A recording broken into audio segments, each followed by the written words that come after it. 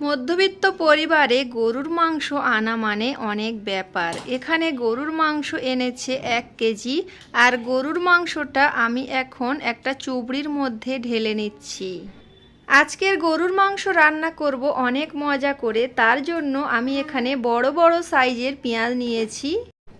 গরুর মাংস রান্না করার সময় যদি একটু বেশি পরিমাণে পেঁয়াজ দেওয়া হয় তাহলে কিন্তু খেতে অনেকটাই ভালো লাগে।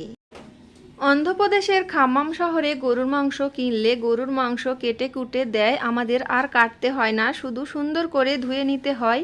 এখানে দেখতে পাচ্ছেন অনেকটা মতো পেঁয়াজ কেটে নিয়েছি, গরুর মাংসটা সুন্দর করে ধুয়ে নিয়েছি। এখন আমি গরম মশলা দিয়েছি, পেঁয়াজ কুচিয়ে রাখা সেটা দিয়ে দিয়েছি, লঙ্কা গুঁড়ো দিয়েছি, হলুদ গুঁড়ো, লবণ এবং একটু বিরিয়ানির মশলা দিয়েছি।